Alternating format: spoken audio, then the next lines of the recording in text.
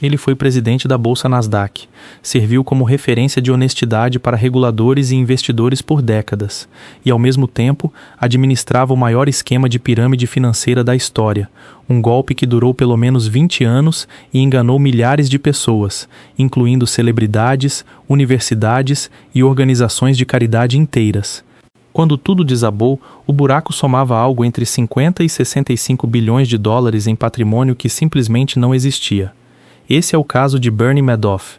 Bernard Madoff fundou a Bernard L. Madoff Investment Securities em 1960, começando com uma poupança modesta de cerca de $5.000. Ao longo das décadas seguintes, a parte legítima da empresa, especializada em formação de mercado e negociação eletrônica, cresceu junto com a própria evolução do mercado financeiro americano, e Madoff se tornou uma das figuras mais respeitadas de Wall Street. Ele chegou a atuar como presidente do conselho da Nasdaq por 3 mandatos, uma posição que reforçava sua credibilidade perante reguladores e investidores. Foi essa reputação impecável que ele usou para atrair, ao longo dos anos, um grupo cada vez maior de investidores endinheirados, cultivando amizades próximas com empresários influentes em Nova York e na Flórida, garantindo retornos consistentes e usando as recomendações positivas desses primeiros clientes para atrair ainda mais gente. Ser aceito como investidor de Madoff virou, na prática, um símbolo de status.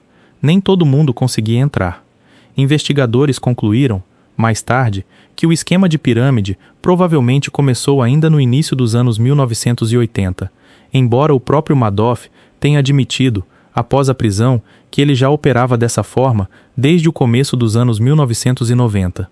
O mecanismo era o clássico esquema Ponzi.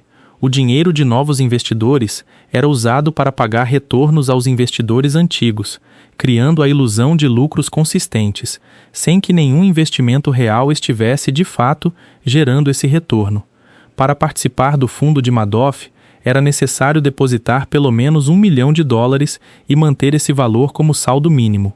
Essa exigência, irônica considerando o resultado final, ajudava a manter um fluxo de caixa estável para Madoff e reforçava a sensação de exclusividade dentro do mercado financeiro. Apenas um pequeno grupo de funcionários de sua própria empresa tinha acesso às contas do esquema fraudulento, que nunca se comunicavam com as contas do negócio legítimo de Madoff. Havia inclusive regras internas para garantir que, se clientes comparassem seus extratos entre si, os números batessem.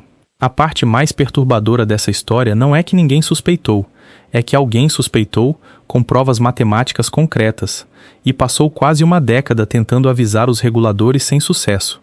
O analista financeiro Harry Markopolos disse que levou apenas 5 minutos para perceber que algo estava errado, ao observar um gráfico de performance do fundo de Madoff. A curva subia em um ângulo praticamente reto de 45 graus, sem nenhuma variação, o que era matematicamente impossível para qualquer estratégia real de investimento em um mercado que sobe e desce.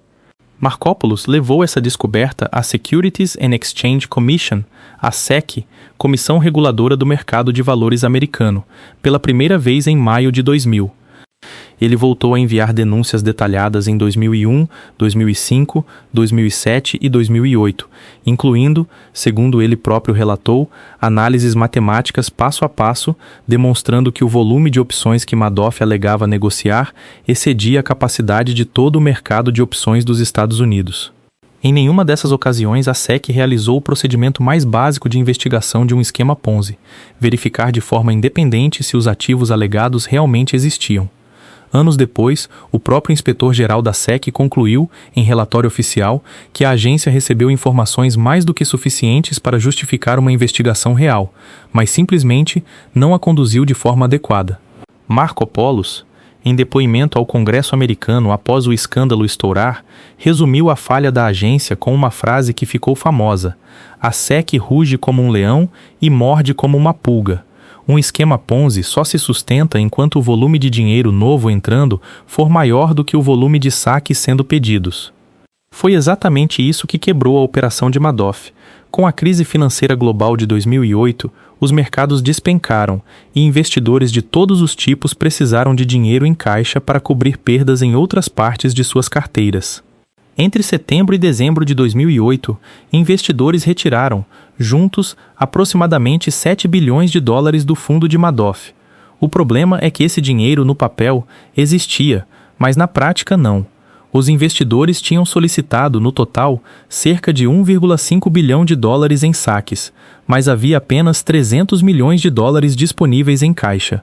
Depois de tentativas desesperadas de conseguir dinheiro emprestado com outros investidores para cobrir os resgates, Madoff finalmente admitiu à própria família, em dezembro de 2008, que todo o negócio de gestão de investimentos era, nas palavras dele, uma grande mentira, essencialmente um gigantesco esquema Ponzi.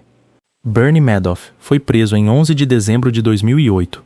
Em março de 2009, ele se declarou culpado de 11 crimes federais, incluindo fraude de valores mobiliários, fraude eletrônica, lavagem de dinheiro e perjúrio, e foi condenado a 150 anos de prisão. Ele morreu sob custódia federal em abril de 2021, aos 82 anos. No papel, as contas dos clientes de Madoff mostravam um saldo combinado de cerca de 65 bilhões de dólares. Esse número, porém, era pura ficção contábil. Quando se considera apenas o valor de principal que os investidores efetivamente depositaram e nunca recuperaram, a perda real ficou em torno de 18 bilhões de dólares. Curiosamente, Madoff não foi quem mais lucrou com o próprio esquema. Seu maior investidor, Jeffrey Pickauer, embolsou bilhões de dólares em ganhos ao longo dos anos, um valor superior ao que se estima que o próprio Madoff e sua família tenham desviado para uso pessoal, algo abaixo de 500 milhões de dólares. Como parte dos processos judiciais que se seguiram, um fundo de compensação a vítimas foi criado, e o Departamento de Justiça americano já havia devolvido, até 2020, cerca de 3,2 bilhões de dólares a indivíduos lesados pelo esquema. O caso Madoff não é apenas uma história sobre um homem que mentiu por décadas. É uma história sobre como reputação, exclusividade percebida e proximidade com reguladores podem substituir, na cabeça de investidores sofisticados, o trabalho básico de verificação que qualquer investimento deveria exigir. Nenhum dos clientes de Madoff, por mais experientes que fossem no mercado financeiro, pediu para verificar de forma independente se as ações que ele alegava negociar realmente existiam, e quando alguém de fora, com provas matemáticas concretas, tentou soar o alarme, o próprio sistema regulatório criado para proteger esses investidores falhou repetidamente em ouvir. No próximo vídeo eu conto a história de uma gigante de energia que virou sinônimo de fraude contábil e como um punhado de empresas de fachada escondeu bilhões de dólares em dívidas até tudo desmoronar em semanas. Se inscreve no canal para não perder